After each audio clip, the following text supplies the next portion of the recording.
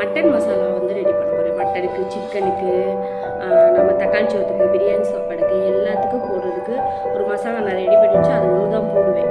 முட்டை gravy, chicken gravy, mutton gravy, எந்த குழம்பாக இருந்தாலும் தனியாக சாம்பார் தூள்னு ஒன்று ரெடி பண்ணி வச்சு சாம்பார், புளிக்குழம்பு, காரக்குழம்பு இதுக்கெல்லாம் அது போடுவேன். இது வந்து நான்வெஜ் ஐட்டத்துக்கு கொஞ்சம் நம்ம நான்வெஜ் ஃபீல்டில் வேணும்னா மீன் மக்கர் குழம்பு இதுக்கெல்லாம் வந்து இந்த மசாலா அதோட அளவோட வறுத்து அதை எப்படி ரெடி பண்ணுவோம்.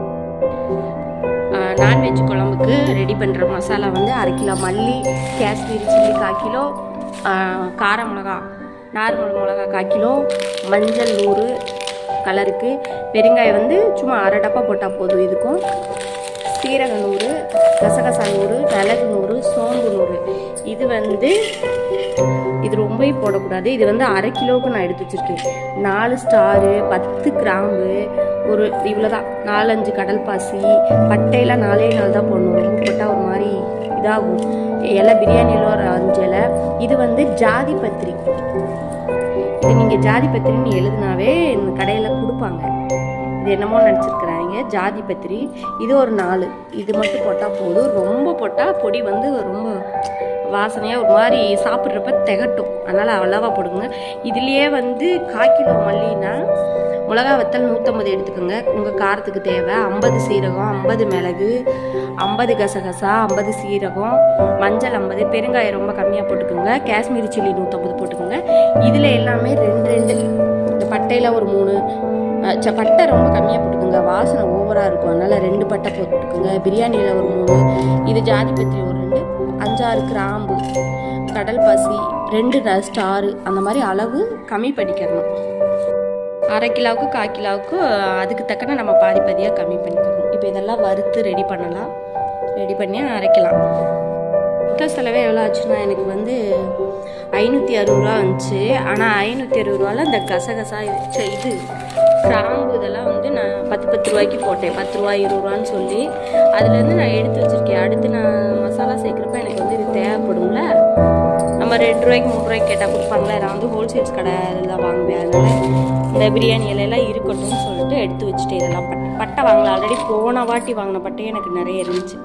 அதுலேருந்து தான் 4 எடுத்து வச்சுருக்கேன். அதனால் நீங்கள் 1/2 கிலோ மல்லிக்கு போட்டால் 500 ரூபாக்குள்ளே தான் வரும். ஆனால் 500 ரூபாக்குள்ளே வந்தாலும் இந்த மசாலா வந்து நமக்கு மினிமம் 4-5 மாதத்துக்கு வரும். முட்டை கிரேவி, மீன் மக்கரை இந்த மாதிரி குழம்புக்கெல்லாம் செய்கிறப்ப பிரியாணி மசாலா கூட நல்லா வாங்குறதே இல்லை. இப்போ இதுதான் போடுறேன். நல்லா இருக்குது, சூப்பராக இருக்குது இந்த மசாலா. மிளகா மத்தலை காய வச்சுருக்கேன். இது வந்து மட்டன் சிக்கனுக்கு நான்வெஜ் மிளகாத்தூள். சீரகத்தை வதக்கலாம். லைட்டாக ஹீட் ஏறினாலே போதும். இதுக்கு என்ன தூள்னு வைக்கலாம்? நான்வெஜ் மிளகாத்தூள்னு வச்சிடலாமா? நான்வெஜ் அண்ட் பிரியாணி, தக்காளி சாப்பாடு இந்த மாதிரி எல்லாத்துக்கும் போடலாம். அதனால் பட்டாணி குழம்பு இதில் வச்சா சூப்பராக இருக்கும். பட்டாணி சுண்டல் குழம்பேவும் டேஸ்டாக இருக்கும் இதில் வச்சா. லைட்டாக ஹீட் ஏறிடுச்சு. அப்படியே போட்டோன்னே ஹீட் ஏறிடுச்சு. கொஞ்சம் கொஞ்சம் தானே. அதனால் மிளகு, சோம்பு,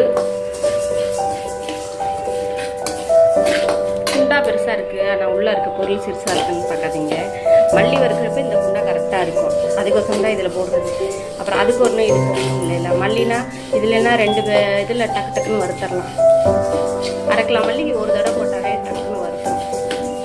நான் இதுக்கோசரையே அந்த பாத்திரம் வச்சுருக்கேன் மசாலா வறுக்க. அதுமாரி யாராவது அக்காங்க இவங்களாம் வந்தாங்கன்னா வீட்டுக்கு யாராவது வந்தால் சமையல் பண்ணிக்கலான்ட்டு இதை எடுத்தேன். 2 வடைச்சிட்டு வச்சுக்கிட்டேன். மல்லியை வறுத்துக்கலாம்.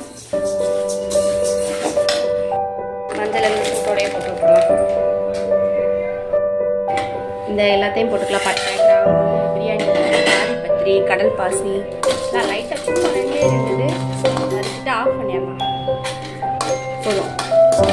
சட்டி சுட்டுலேயே நல்ல வாசனை எப்படி வருது. ஏதோ ஒரு பொருளோட வாசனை சூப்பராக இருக்குது. ஆஃப் பண்ணிடலாம் கேஸை. ஆஃப் பண்ணிட்டு இதை எடுத்து போட்டு இப்போ தான் மெயின் பார்ட்.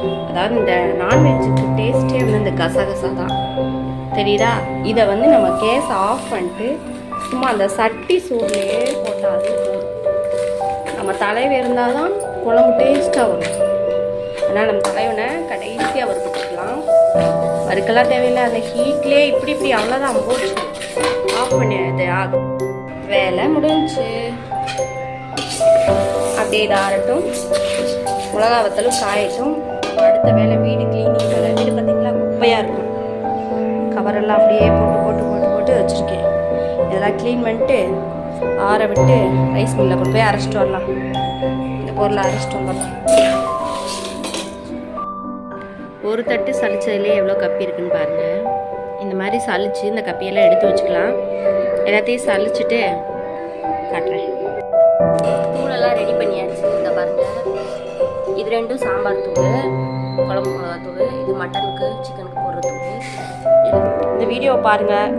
2 வீடியோ தனித்தனியாக அளவோட மெஷர்மெண்ட்டோடு போட்டிருக்கேன் பாருங்கள். நீங்களும்